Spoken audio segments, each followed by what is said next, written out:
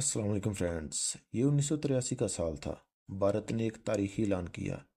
एक ऐसा तैयारा बनाया जाएगा जो मुकम्मल तौर पर भारत में तैयार हो, जदीद, तेज़ और दुश्मन पर कारी ज़रब लगाने के काबिल।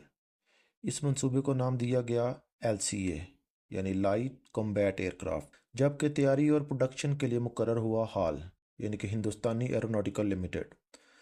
बाद में इस तैयारे को खूबसूरत सा नाम दिया गया तेजास, जिसका मतलब रोशनी, चमक और ताकत।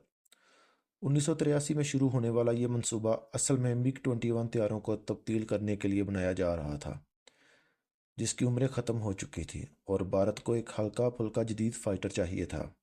लेकिन जल्द ही ये ख्वाब दस्तावेज़ात, फाइलों और रिसर्च लेबॉर्ट्रियों में उलझ कर रह गया। 2001 में तेजस ने अपनी पहली परवाज़ भरी, यानी 18 साल बाद, और 2016 में इसे इंडियन एयरफोर्स में बाज़ाब्ता शामिल किया गया, कुल मिलाकर 33 साल बाद। जहाज़ में सबसे बड़ा मसला था इंजन का। भारत इंजन खुद बनाने की कोशिश की, कावेरी इंजन के नाम से, लेकिन यह मंसूबा मुकम्मल तौर पर नाकाम हो गया। नतीजा, अमेरिका से GE-F404 इंजन दरामद करना पड़ा, जो तेजास को मतलूबा पावर नहीं दे पा रहा था। रडार स्मैस्टर और वेपन्स मुकम्मल खुद कफील ना बन सका। कई अहम पुर्जे इसराइल और फ्रांस से लिए गए। भारतीय बहरिया ने तो इस तैयारे को 2009 में रिजेक्ट कर दिया। ये तैयारा समुद्री बेस पर लैंडिंग के लिए बहुत कमज़ोर है। ये फैसला एक ज़ोरदार झटका था, क्यों न कि बहरिया का इनकार दरअसल तेजास के बुनियादी डिज़ाइन पर सवाल था।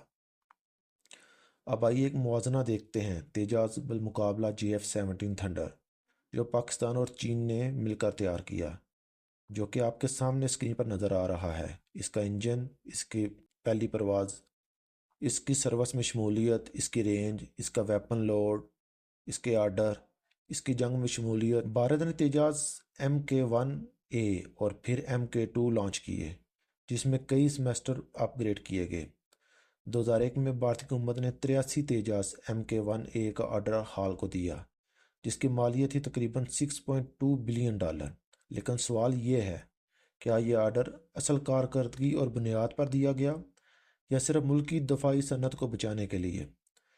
तेजाज अब भी आलमी मंडी में अपनी जगह नहीं बना सका इतने साल बाद, जबकि JF-17 थंडर मुसलसल एक्सपोर्ट हो रहा है। 40 साल की मेहनत, हज़ारों करोड़ों का खर्च, लेकिन नतीजा अभी भी अधूरा, कमज़ोर और गैर मौसर। तेजाज एक ख्वाब था, एक ऐसा ख्वाब जो सच हो सकता था अगर वक्त पर फैसले किए जाते और हकीकत पसंदी इख्तियार की जाती। तो क्या तेजाज वाकई भारत का फ़ख्र है, या एक ऐसी परवाज़ जो कभी मंजिल तक ना पहुंची? फैसला आपके हाथ में है। कमेंट में बताइए नेक्स्ट वीडियो किस टॉपिक पर होनी चाहिए। तब तक के लिए अल्लाह हाफिज़। मिलते हैं नेक्स्ट वीडियो में।